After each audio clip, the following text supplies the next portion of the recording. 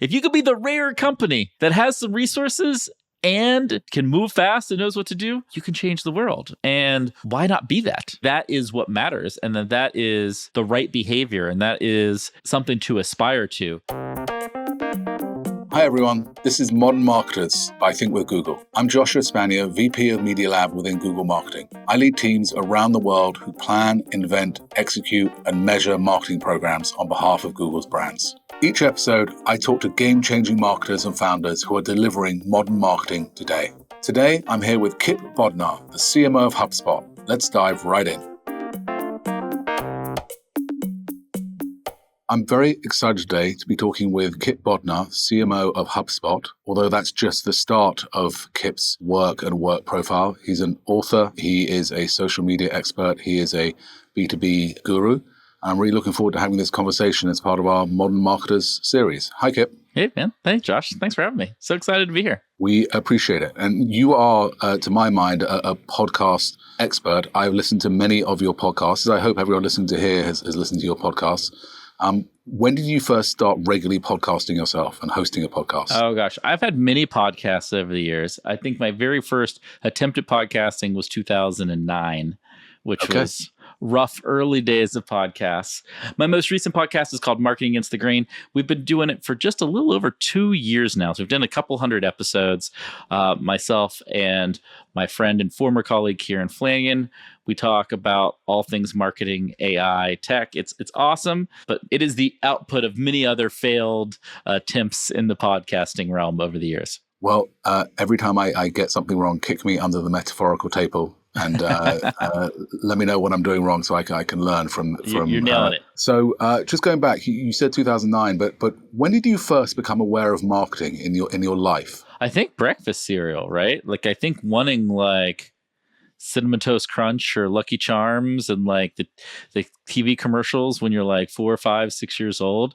Like that is my first real conscious memory of marketing. So yeah, that's kind of funny. I mean, I didn't grow up in the United States, but we had the Tony the Tiger back in the UK. Oh, I love Tony the Tiger. Those Saturday morning cartoons. So yeah, that's fun. I actually can pinpoint it to there was a candy called Pacers, which doesn't exist anymore. Oh, okay. And it was a little bit Starburst, and in the advert, the kid would eat the Pacer and his sweater would turn green and white striped like the candy.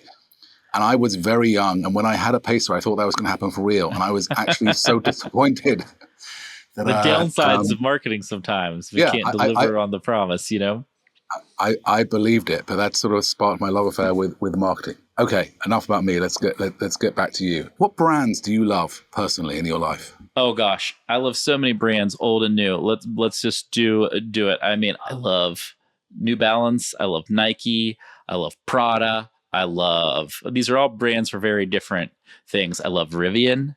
I think that is an awesome, cool brand that's like very clear on what they're trying to be. I love the brand that the NBA has built and a lot of the NBA teams. Like I think as a sports league, they are absolutely nailing it. I love the Netflix brand. I love lots of brands, but those are some of the hit lists for me.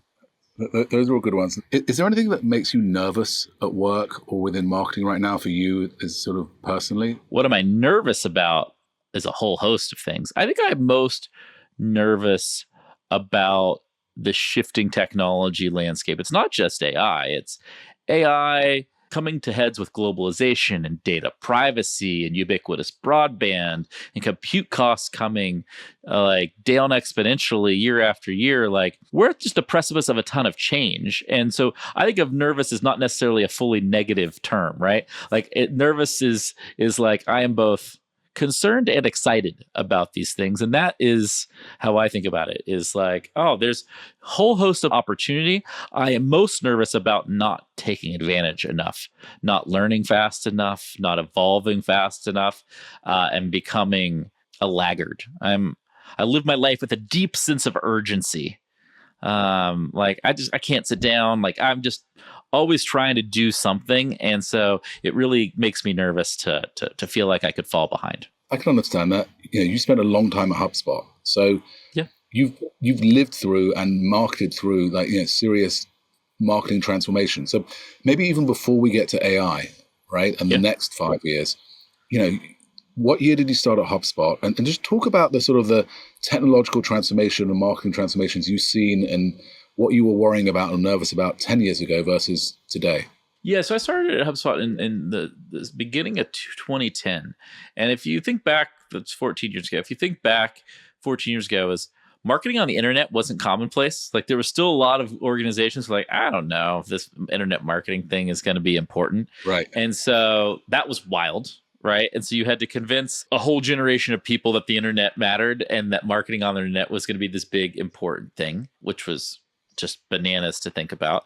You had all these emerging technologies, YouTube, Google search, social networks, like everything coming together, essentially a whole era that democratized publishing and communication, both around information and around social connections, which was literally just a crazy, crazy period of time. If you look at it, really started in 1999, started with Blogger, Google search, all of those things like really starting to scale up. You had Facebook, Twitter started in 06. So from like 99 to 2009, you had the kind of technology establishment. And then from 2009 to essentially now, you had the scale up ad platforms, monetization, all of those things. And now we're basically starting the next era of AI. And so I think the next 15 years is going to look way crazier than the last 15 years. And I just lived through it. And I thought that was pretty crazy. So that is like kind of what's top of mind to me. Yeah, I completely, the shift to programmatic, just the shift to mobile, right? In large parts of the world, there never really was a desktop era, but in the US, UK, and many sort of Western markets, just the transition to mobile has been a significant shift inside of Google from a technological perspective and absolutely from a marketing perspective. And now obviously AI is becoming its own thing. What about the B2B world? HubSpot operates in sort of in the B2B space. You literally wrote a book on B2B marketing strategies. How do you see B2B marketing sort of evolving over the last sort of 10 years to where it is today? What's the change? And you already mentioned inbound marketing. So maybe that's the point to go off on that. Yeah, we pioneered this idea of inbound marketing where you were creating content and using all of these Web 2.0 tools to bring people into your business in a much more cost-effective way. And that's really been the last 15 years, combined with the rise of amazing ad platforms, YouTube, Google, Meta. And that's been pretty awesome. It turned marketing a little bit into knob turning and iterating. So it's like, oh, well, cool, I did this ad. I'm going to try to make the performance of this ad 10% better. Or I did this video. I'm going to try to make the next video create 10% better, which is good and great. But we lost a little bit of like the high level creative concept. Kind of, I think what was great about the Ogilvy era of advertising, like the true obsession with copywriting, differentiation, all of those things. And I think those things are starting to come back now as we kind of swing the pendulum back the other way, looking forward to the next decade.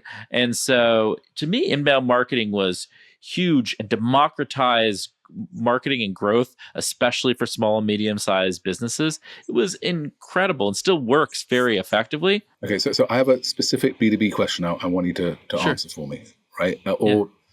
Here's my point of view. Creative in the B2B space is largely a sea of sadness for me. Yeah, it's not very good. Right? It kind of stinks. Undifferentiated, ugly, confusing. So look, you're a B2B CMO.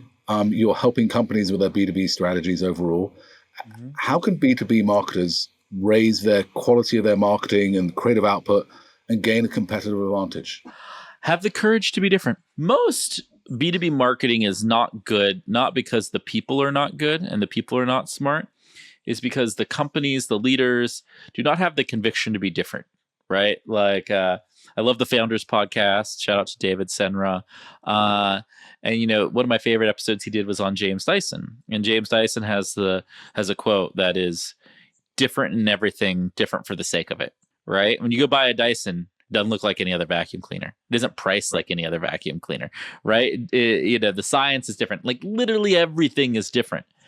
And it turns out when things are different, the stories are much easier to tell, and maybe if you're listening to this, you're like, look, I don't build the product. I don't run the company. I can't make this extreme James Dyson differentiation. And like, fair points. here's what you can do. You can build a team of people, whether they're contractors, agencies, people who work directly for you, who are not like everybody else in your industry.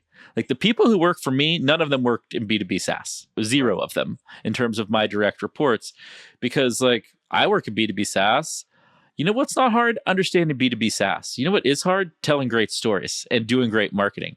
I'd rather teach somebody an industry that is really great at marketing than take somebody who knows an industry really well and try to get them to be good at marketing. That just turns out to be a much harder proposition to do.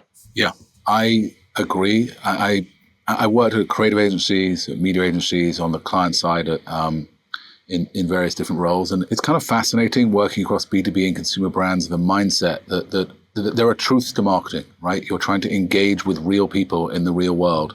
And, you know, people tend to respond to things which are simpler, consistent, beautiful, even. And we often get that wrong in marketing. We overcomplicate it. We make it kind of ugly. And then we chop and change our tune the whole time. It's B2B particularly can make that problem acute. Yeah, B2B, it's easier to hear and follow your customers than in B2C, and sometimes, or your competitors versus your customers. And your competitors can fog your judgment and, cause you to create like another also ran kind of version of something versus a better, simpler, more unique version of a story or of a product. Yeah, great. So just building on that, this is a question which perennially comes up, and we all know about contextual targeting, behavioral targeting and stuff. But, from a B2B marketer's perspective, do you see more success, or what do you advise your team, or what do you think about reaching out to and finding your audience on a B2B website when they're in a B2B mindset versus reaching that same customer or potential customer when they're watching Major League Baseball or doing something, for parenting or whatever it is? So, the different contexts they have. What works for you guys? What do you think? I think the world is not as compartmentalized as everybody wants it to be. So, for example, like if you think about brand awareness, right? If you're at home watching a football game, what does seeing an ad for a business do there versus a consumer product? I think it's kind of the same. I think if you know your audience, like I sell sales software. You know what a lot of salespeople do? They like to watch sports. And so, where we should do? We should market some as part of, so we should have some sports marketing in our mix. That seems fair and reasonable. But at the same time, there's a way to also find the creative middle ground. Like one example of that is the sponsored Wi-Fi on a plane. It's like, who really wants to get on the internet? A business traveler, business user wants to get on the internet on a plane. And if they see your ad in the moment, right before they're about to open up some other CRM system that they don't like, and they see the ad for yours, like that's a pretty compelling moment in time, right? And so, I want to have that occasional football ad and everything, and that's great. But I also need the right kind of point in time moments that are super contextual to that are really going to attach into that person's mind in a better way. Speaking of which, B2B in your world typically has pretty long purchase cycles, right? This is not a decision you just jump into. Can you talk about your relationship with your CFO and how you sort of explain and articulate the sort of short-term business results you get from your marketing and media programs versus sort of the long-term impacts of that? It is a delicate and at times complicated thing to try and have your finance partner understand. Yeah, you can insert, even instead of CFO, you can say CFO / anybody who isn't like a marketer, right? Who doesn't deeply understand marketing. And the kind of misconceptions of marketing, if you're just a business leader who doesn't understand marketing, the first thing you're going to say is like, oh, what's working the best? Can we just spend more money on that? And you're like, yes, I would love to do more of that, but I can't do. There's only so many people searching for this thing. There's only so many people watching videos on this topic, right? Like there are some limitations especially in the short term, right? Around what you can do there. And then the point you're getting at is like, oh, the time to value on marketing is very tricky. Because you get some value in the immediate term, some value in the medium term, and you get some value in the long term. And here's what you got to do. If you don't have enough short-term stuff that works, nobody gives a shit about the medium and long-term stuff. Doesn't matter how beautiful and eloquent your explanation is. It is not going to matter. So you have to be good enough at the blocking and tackling of marketing in the short term to drive demand and support your sales team. Then if you're good enough at that, which is fantastic, then you've earned the right to think and execute longer term. And what you do on the longer term stuff is you come up with there's some type of rationalization. Look, you can rationalize anything. And really all CFOs I think are looking for is that you've thought through the rationalization of this thing, that you're doing a smart and thoughtful thing with this money, and you have some reasonable estimation of how that's getting paid back. And so that normally comes with some type of attribution model that depending if you're a very small business to an enterprise, you're going to have very different attribution models, right? Right. But for us, a lot of it's thinking about it at spend, right? Like you're not going to spend 100% of your marketing dollars, especially in B2B, on really hard to attribute things. You might spend 20, 30% of your dollars on hard to attribute things. And that's something that not only can you rationalize well, but there's a little give and take with your CFO being like, hey, I've got really good math on like 75% of the stuff. Give me a little bit of breathing room on the other 25%. Know that I have math for it, but the math is going to be less perfect, right? It goes back to the old Ogilvy quote of like, I know 50% of my marketing is working. I just don't know which 50%. And we've gotten obviously much, much better than that, but marketing is still imperfect in terms of attribution. Ironically, 100% agree with you. So yeah, we use similar sort of things. It's like 70% it's proven to the nth degree to the next dollar. 20% is in some sort of adjacent area we find where it's like the signal's not as good. We don't quite know if it's working as well, but there's a path to understanding and learning. Yeah. And then 10% is in the what the hell? This just seems like we're never going to learn. We're just going to optimize ourselves into a corner if we only ever say no to things. We have to try things that we never would have thought to do. Well, I'll give you an example. This is a fun story, right? It's hard to explain to people that being cool matters, right? And like I take one of the responsibilities I take as a marketer is like my job is to understand what cool is to the group of people that I'm spending this time with, right? And we talked a little bit earlier about the sports stuff and that I have an audience, especially in sales, that is interested in sports. And so a few months ago, before the NCAA football championship in January, a guy named Alex Lieberman tweets out like, hey, I'll do anything for your brand if you pay for 8 tickets, 50-yard line in the national championship so that me and my Michigan buddies can watch and root on Michigan. We'll create content. We'll wear whatever you want us to wear, all of that. I DM'd Alex. I was like, I did a quick search and it's like, oh, it's going to cost us like $40,000. I was like, Alex, let's do this. I'm in. We get that. We just say yes. We do it. It goes completely viral online.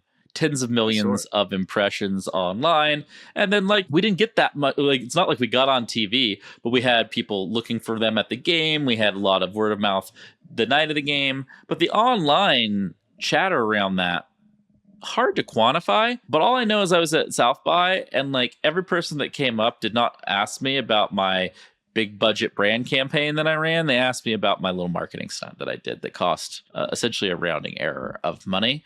And that is the price of being cool. It's the price of doing something that other people wouldn't do, doing it quick and doing it in an interesting way. It's a great example. It hit my radar. Oh, nice. I think something you just said there, quick is important, right? And I think one of the things about business today is the ability to run a team and to basically people to bring ideas and be able to move fast and not sort of process yourself into never getting anything done. So do you guys, this moved fast and just sign off on it happened quickly. And maybe you're the person signing off. But how do you sort of spark that culture and that mindset across your team to always be ready to flexible and move? Well, to do that, you have to lead by example, right? And so I saw Alex's message within minutes of him posting it. I was going back and forward with him within the hour and it was done that afternoon, right? And yes, in this case, it worked because I was the decision maker, but I guess my point is, most people who have a job like I have wouldn't be trolling Twitter for business influencers to engage with, right? Right. But I do, because like I think there's magic in that, and like I have this thing where like big companies have all the money in the world, but they don't know what to do and they're too slow. Small companies are fast, they know what to do, they just don't have any resources to do it. If you could be the rare company that has some resources and can move fast and knows what to do, you can change the world. And why not be that? And I'm in the fortunate position where I could be that. And I can lead a team of people in a way that they can see like that is what matters and that is the right behavior, and that is the something to aspire to. I love that answer. Finding that middle ground, whether you're big or small, it's always good to give you an opportunity to really plug something. We are in this AI era now, and everyone's rushing to sort of turn on this AI tool and that AI tool and measurement tools and attribution and media mix models. And, I feel like we love to make marketing complex. Are there any tools or systems or processes that have really helped you at HubSpot? We've done a bunch of tests with all different types of LLMs, and it turns out that LLMs are much better at guessing things than marketers. And marketing is essentially strategic guessing. And I can use LLMs to create perfectly crafted one-to-one emails in a way that a marketer just doesn't have the scale to do, and recommend the right next step, recommend the next content, all of those things. And that is magical. And I think that is going to be the big unlock for the next couple of years. HubSpot's been a real vocal proponent for privacy-safe measurement. Can you just talk a little bit more about, your point of view and what you sort of been advocating for in the measurement world? Yeah, I mean, look, data privacy is a huge topic in the world today, and we think there are great ways to measure your marketing. We've worked really closely with Google on a lot of the work that you all have been doing and that you've started to roll out within Chrome and kind of the reduction of cookies. And we think there is great targeting, great modeling that can be done with respect to data privacy, and we're starting to see that. And we believe you can live in a world where you have really great personalized experiences without being overly invasive on data consumption, data usage, data storage, all of the things that people have real concerns about. Yeah, this technology is adapting, evolving as needed based upon, new regulations and new systems. I completely agree with you that marketing serves a good in society and helping people do the things or get the things that they need to do whatever it is they do. And there's a great role for advertising and for marketers to actually sort of make themselves accountable for that. You quoted the 50% of marketing doesn't work or does work earlier on. I would love to get to a world where we are 90% accountable. And I think that's sort of, it's already higher than 50%. In the future. So, I agree with you. Yeah.